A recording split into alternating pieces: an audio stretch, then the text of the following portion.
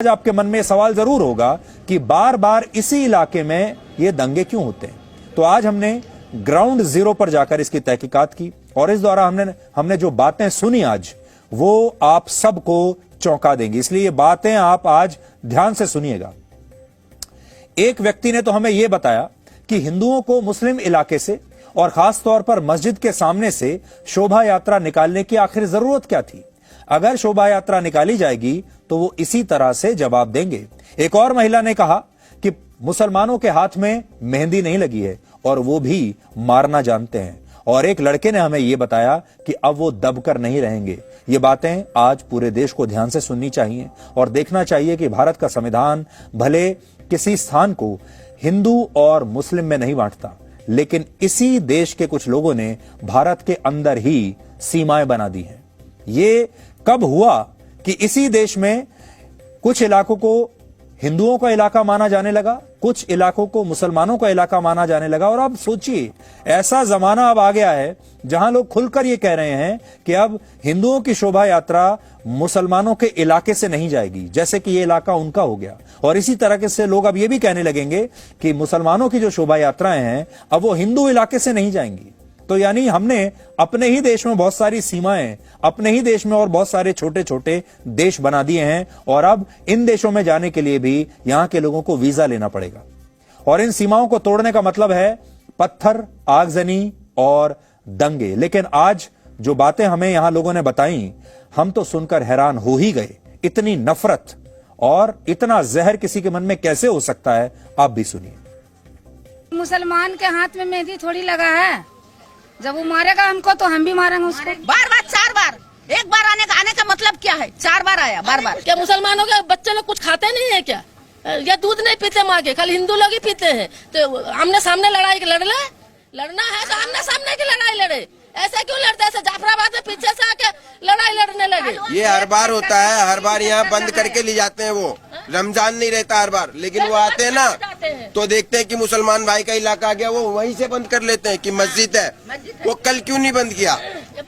चलो बंद नहीं किया तो फिर यहाँ पे हम जब बोल रहे हैं बंद करने, फिर वो लड़ाई का मूड क्यों बनाया?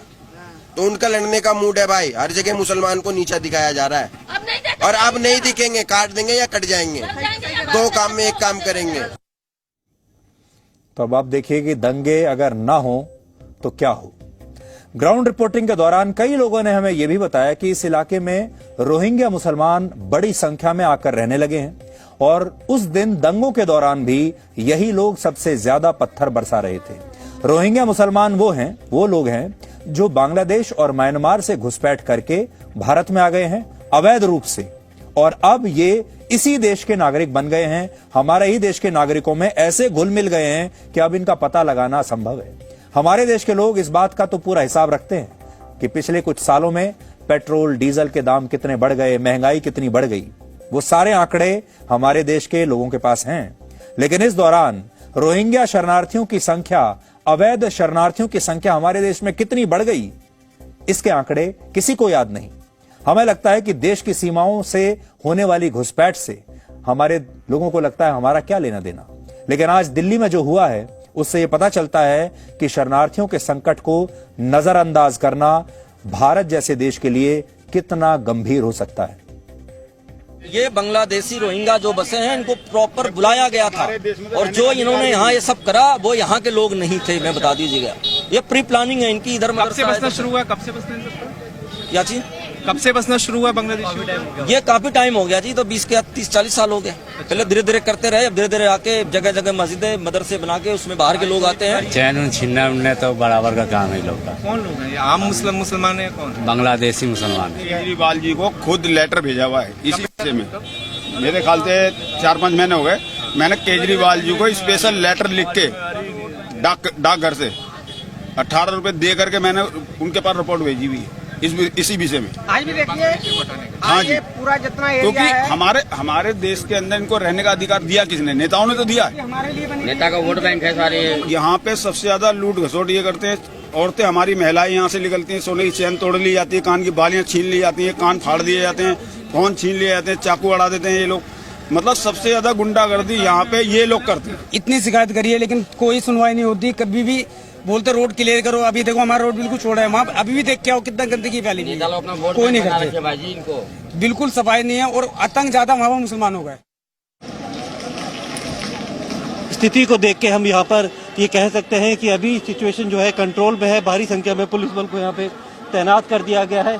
जितने गेट थे लोगों को उन गलियों में भेजा जा रहा है ताकि किसी भी तरीके से दोनों समुदाय एक बार फिर दोबारा से आमने सामने ना हो और स्थिति जो है तनावपूर्ण पैदा ना हो जाए। उनका परिवार नहीं है, इनका भी परिवार है, इनके भी, ये भी तो इंसान है, ये भी लड़ रहे हैं। निकली थी, इन्होंने खलल डाली हमारी शोभा यात्रा में, हनुमान जी की पथराव की है, पेट्रोल बम डाले, ये इन्होंने ईंटें मारी है, गाड़ियां तोड़ी है, पथराव करें। फोर्स तैनात है, इसके अलावा पैरामिलिट्री भी, आरएएफ की टीम भी जो है यहाँ पर तैनात है। इसके अलावा आपको यहाँ पे तस्वीर दिखाएं कि ये एक जो गली है इस इलाके का, उस इलाके की गली में जो है यहाँ पर एक कैमरा लगा हुआ था इस गली के ऊपर, उसको भी तोड़ दिया गया है। और यहाँ पर कुछ लोग हमारे साथ मौजूद हैं, उनसे बात करते हैं। इधर दंगा हुआ है बहुत ज्यादा, हजारों की भीड़ के ऊपर, जिसके अंदर उनके हाथ में तलवारें भी थे, चाकू भी थे, डंडे भी थे, सारी तारे तोड़ दिए, क्रेटे फेंक दिए, सारे पत्थर मार दिया, ऊपर गलियों में पत्थर फेंक के मारा है। अगर जुलूस निकल रहा था, उन्होंने परमिशन भी ली होगी, परमिशन लिए तो पुलिस को जुलूस के साथ में प्रोटेक्शन में अक्सर चलते हैं।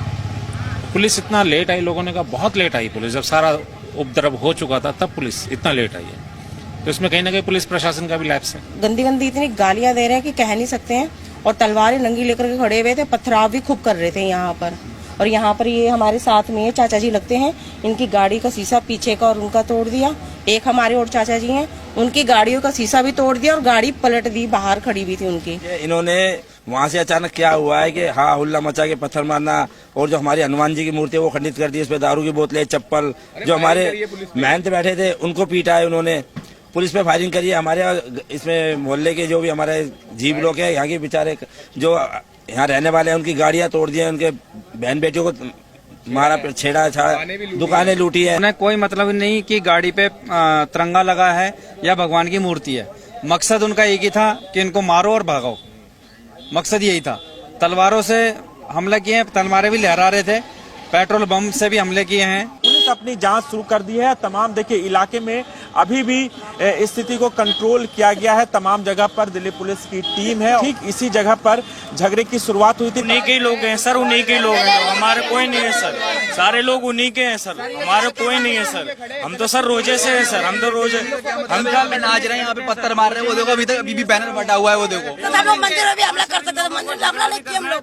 वो बाहर का जगह पे हिंदू मुस्लिम सब मिला हुआ है, बाहर का पार्टियां क्यों ये पैसा करेगा, बाहर का ना आया हुआ था, ये दो बार आया था, पहला बार आया चला गया था घर के, दूसरा बार आ गया हमला किया है। जहांगीरपुरी की तस्वीरें हैं और ठीक उसी जगह की तस्वीर है जहां पर अभी कुछ देर पहले पथराव हुआ था। महिला सुरक्षा कर्मी यहां पर तैनात है, सीआरपी और आरएएफ की टीम यहां पर तैनात। इलाके के लोगों की नाराजगी है। जब हम भी यहां पर कुछ देर पहले इन गलियों में गए थे इंटरव्यू के लिए, तब कुछ लोग ये कह रहे थे कि मीडिया भी तमाम बातें नहीं बता रही, लेकिन हमारी कोशिश है कि हर पक्ष की बात यहाँ पर रखने। जी न्यूज कोशिश कर रहा है कि चाहे वो हिंदू पक्ष हो, मुस्लिम पक्ष हो, तमाम पक्षों की बात हम जी न्यूज पे लगातार दिखा रहे हैं। जो एफएसएल की टीम है वो यहाँ पर घर के अंदर जा चुकी है और सबसे ऊपर वाली छत पर इस समय है, क्योंकि जिस तरह से लोगों का ये आरोप था कि जब इस समय उनके ऊपर पथराव हुआ था शोभा यात्रा पे, तो छतों से पत्थर फेंके गए थे। दिल्ली पुलिस की जितनी भी इकाइयां हैं वो सभी जहांगीरपुरी की इस हिंसा में लगातार जांच अपनी कर रही हैं और पूरी मुस्तैदी से दिल्ली पुलिस ये एक तरह का मैसेज देना चाहती है कि 2020 में जो दिल्ली में बड़े पैमाने पर दंगा हुआ था वो दिल्ली में दोबारा नहीं होगा। पहले भी 2 शोभा यात्रा निकल चुकी थी, कल 2-3 शोभा यात्रा थी, जो तीसरी वाली थी ये खत्म होने वाली थी। तीसरे वाले में जब सी ब्लॉक में पहुंची थी शोभा यात्रा, सी ब्लॉक में आगे जैसे आया ना मस्जिद है वहाँ, तो मस्जिद के सामने जैसे जो शोभा यात्रा वाले जो भी है हनुमान शोभा यात्रा वाले, वो जय श्री राम के नारे लगाते आ रहे थे। जब मस्जिद के सामने उनकी फिर बहस हो गई शुरू। मैं पीछे की साइड में था, तो वो जब बहस फिर धीरे धीरे उनका झगड़े का रूप ले लिया। वहाँ उनको समझा दिया, दोनों को अलग अलग कर दिया, दोनों पार्टियों को। जो शोभा यात्रा वाले थे वो जी ब्लॉक साइड में चले गए, उधर कर दिया, इनको सी ब्लॉक में रोक दिया। बाद में सी ब्लॉक साइड से फिर काफी पब्लिक आ गई, करीब 1000 की लगभग हो गई, और कुछ लेडीज ऊपर छतों पर चढ़ गई। वो लेडीजों ने ऊपर से कांच की बोतलें पत्थर फेंकना शुरू कर दिया, सामने से भी पथराव उड़ने लग गया सी ब्लॉक साइड से, और वो सामने से जो तलवार ले रहे थे, राड वगैरह जो भी थी। बाद में फिर उस दौरान पता नहीं पटाखे जैसी आवाजें आने लगी, फिर एक गोली मेरे लग गया हाथ में, तो मेरे को फिर पीसीआर वाले मेरा ही स्टाफ के वो ले गए हॉस्पिटल। सीधा डायरेक्ट गोली मारी थी, वैसे नहीं है कि कोई पैर में मारने की कोशिश करी। जहाँ जिस एंगल पे गोली मार रखी है वो सीधा पेट में लगती है, जो तो हाथ में लगने के बाद में हड्डी में छू के हड्डी में फ्रैक्चर हो गया, तो वो अलग एंगल चेंज हो गया, वो उसमें शरीर में दोबारा लगी नहीं, लेकिन आर पार निकल गई थी गोली।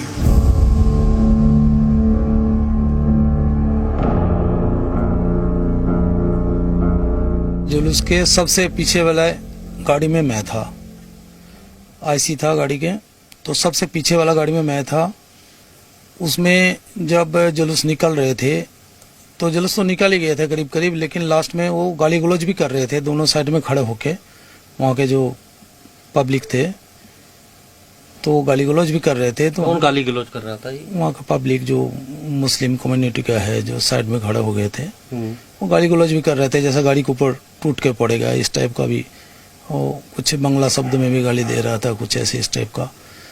तो हम तो सुनते हुए भी अनसुना करके निकल रहे थे, जो जुलूस जितना जल्दी हो सकता है निकल जाए। उसके बाद पथराव शुरू कर दिए थे लोगों ने, और इतने पथराव और बोतल फेंका गया जिसमें हमें खड़ा होने का मौका भी नहीं दे रहे थे। पब्लिक एक साथ इतने आगे, तो उस पथराव में मेरे कम से कम आधा ईंट मेरे इस कंधे पे, राइट वाला कंधे पे आके लगा, जिसमें आके जबड़ में बाद में लगे, और एक पत्थर पैर में लगे। 2 पत्थर लगे, कहाँ से आ रहा है कुछ पता नहीं लग रहा, छत से भी आ रहा है, ऊपर से भी, नीचे से भी। जो जमघाट सा था वहां उसके पीछे से फेंक रहा था। सामने वाले के पास था तो तलवार चाकू तो था ही यार, पीछे से पत्थर आ रहा था। मतलब जो खड़े थे सामने, कम से 500,000 आदमी खड़े थे, उसको पीछे से आ रहा था पत्थर। अच्छा, बड़े बड़े ईंट और पत्थर, सर क्या बताऊं। मेन तो शोभा यात्रा था, लेकिन पुलिस वालों को भी नहीं बख्शा, पुलिस वालों पे भी लगे। किसी के हाथ में तो काट आया, सिपाही का एक पत्थर तो बहुतों को लगे सर, ठीक है। वो तो एक हमारे थानादार साहब को भी कुछ लग गया, गोली या आर पार हो गया हाथ के सर, बहुत सारे हुआ। उस टाइम भयावह हालत था, बहुत ज्यादा खतरनाक हालत था उस टाइम, बहुत ज्यादा पब्लिक था उस टाइम उनके तरफ से।